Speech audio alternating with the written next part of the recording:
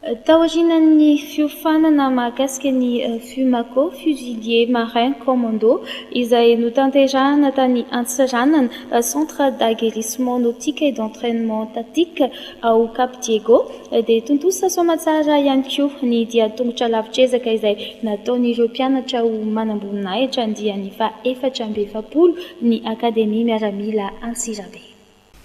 Mpianatra ho manamboninahitra misy 710 mianadahy ka 5 no vehivavy no nanatanteraka ireo fanazarantena tany amin'ny etapiny avaratry ny nosy. Misalotra ny anarana Amiral Didier Ratsiraka ity andiany ity.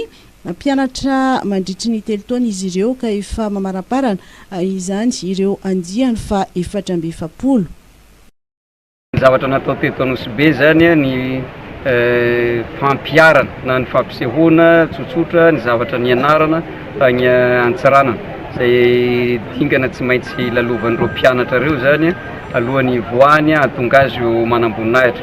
Ireo zavatra rehetrarehetra ireo dia hoentina namafisana hatrany ny fahaiza-manao ny manamboninahitra zay mivoaka avy eo anivon'ny Akademia Miaramila ao Antsirabe mba manamboninahitra vonona tanteraka amin'ny ambana samihafa zay miandry rehefa misehatra any amin'ny asa zay andrahana azy.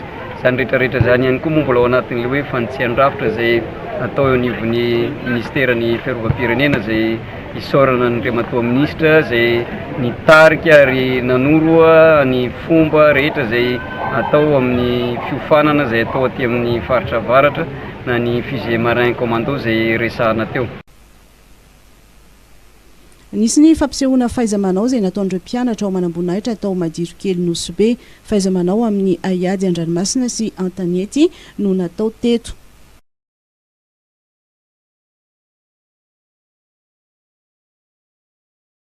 Taorin'izay dia nisy ny fampahafantarana sy fanazavana zay nataon'ireo tompony andraikitra eo anivon'ny sekoly akademia avy ao Antsirabe tamin'ireo mpianatra teto Nosibe. Nalian'ireo mpianatra ity hetsika fampahafantarana ity. Akademia Miaramila Antsirabe de Madagasikara zay tonga eto Nosibe nagnazavazava ny momba ny fomba fianarana zay hidrika any amin'ny ministera.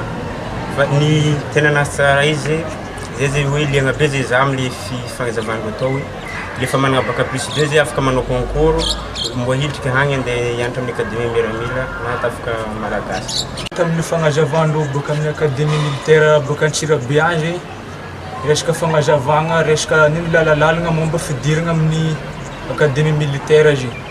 Ary zay mba manam-paniriagna zay mba andeha amin'ny Akademia Militaire ao zegny amariagny ary mba tia andeha mba agnano asa fanompoagna tanindrazagna koa zay amin'ity firenena ty. Tsy nitovolahy ihany anoliana tamin'izao fanazavana sy fifanankalozan-kevitra izao fa dia teo ihany koa ireo tanora vehivavy.